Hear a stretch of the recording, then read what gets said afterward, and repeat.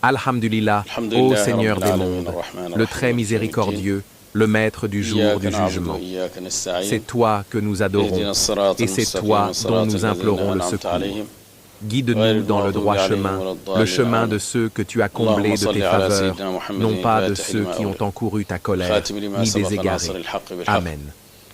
Ô Allah, bénis notre prophète Muhammad, le plus digne de ce qu'il mérite, et scelle pour lui ce qu'il a apporté comme vérité par la vérité. Guide-nous vers ton droit chemin et vers le sentier de ses bien-aimés, des vertueux et des justes. Frères et sœurs, nous sommes très heureux d'être ici avec vous pour partager un peu de savoir sur le tasawwuf, soufisme en Afrique de l'Ouest.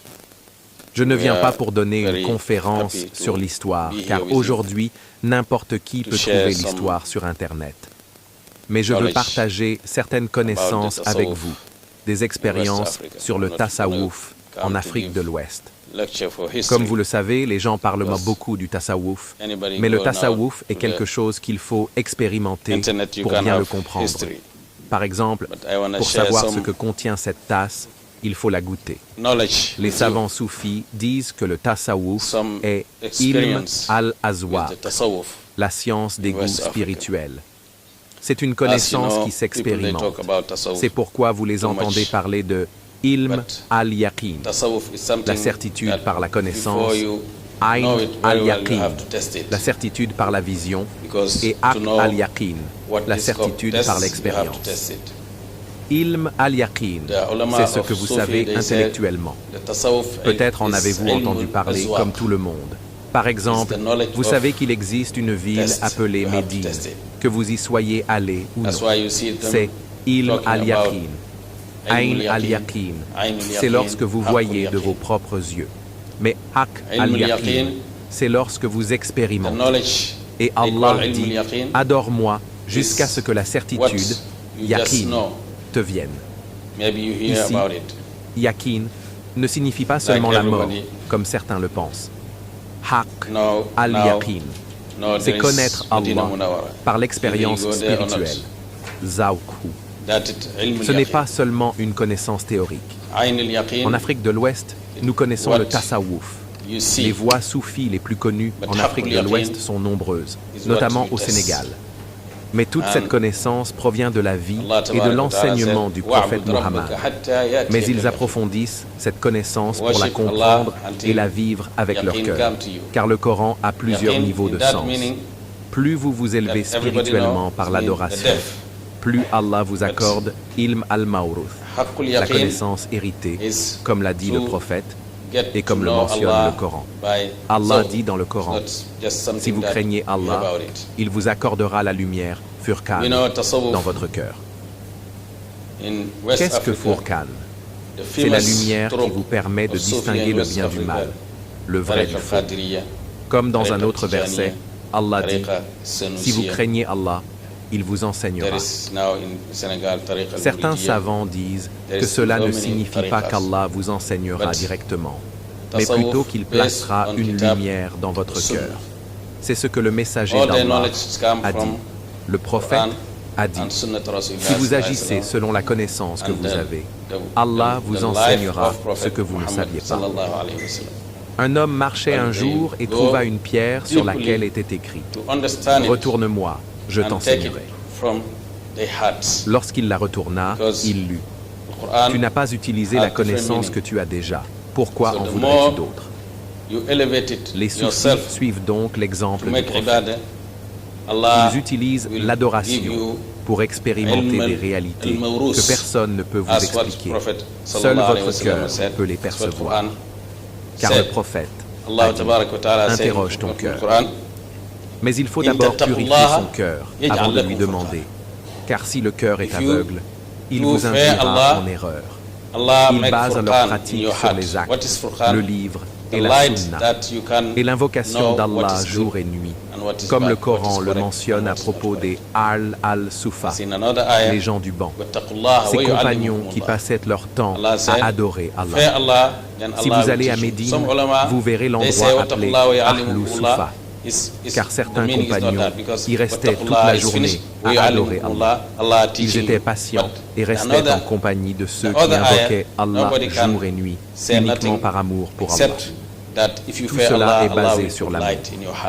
L'imam Junayd a dit « Notre connaissance est fondée sur le livre et la sunna. » Si vous observez les soufis, ce sont des gens humbles. L'humilité ne vient pas de nous, elle vient de l'enseignement du prophète, car il a appris aux gens à être humbles. Il a dit « Si tu t'humilies pour Allah, il t'élèvera. » Le tasawwuf est basé sur l'accomplissement de la prière, mais pas seulement par obligation, car l'obligation, tout le monde doit la remplir. Si vous la faites, on dira que vous êtes bien, mais pas excellent. Le prophète a rapporté un hadith qudsi où Allah dit « Les actes d'adoration que j'aime le plus sont ceux que j'ai rendus obligatoires pour toi. Mais mon serviteur ne cessera de se rapprocher de moi par des actes surérogatoires jusqu'à ce que je l'aime. Et lorsque je l'aime, je deviens son ouïe par laquelle il entend, sa vue par laquelle il voit, sa main par laquelle il saisit, et son pied avec lequel il marche. S'il me demande, je lui donne, et s'il me demande protection, je le protège. » Après avoir accompli les 5 prières quotidiennes, le hajj, si vous en avez les moyens, la zakat et toutes les obligations, vous devez faire des efforts pour multiplier les actes surérogatoires. C'est comme un travail à temps partiel.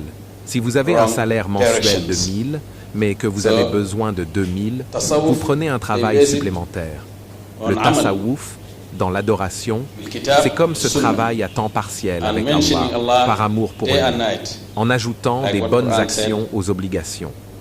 Mais vous n'ajoutez rien de vous-même, vous suivez ce qui vient du prophète. Plus vous lisez le Coran et suivez la sunna, plus votre compréhension s'approfondit, plus vous purifiez votre âme, plus votre esprit, rude, sera purifié et pourra recevoir directement d'Allah. C'est la voie des soufis. Lorsqu'ils comprennent quelque chose, ceux qui se limitent aux mots et au langage disent « ce n'est pas le sens ».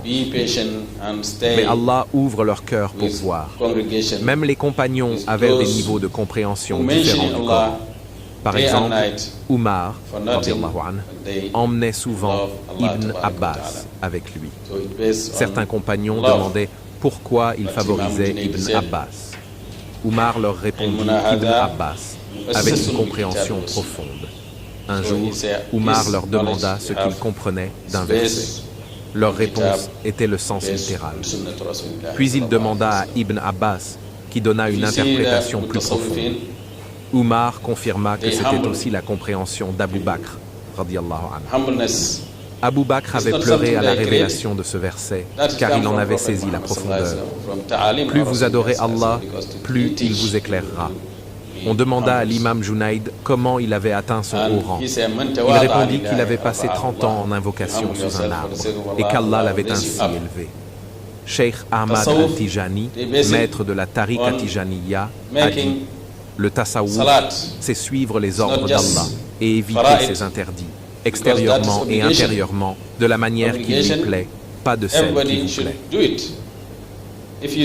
Les soufis s'accrochent au Coran et à la sunna, suivant les traces du prophète.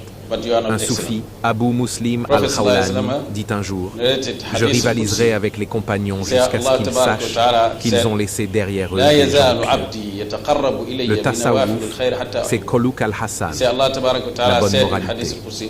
Un soufi a dit « Celui qui a de meilleurs caractères que toi a plus de tasawwuf que toi. » Mon grand-père, Cheikh Ibrahim Niyas, a dit un jour « Il n'y a pas de signe distinctif de la sainteté, wilaya, mais s'il y en avait un, ce serait 2 choses.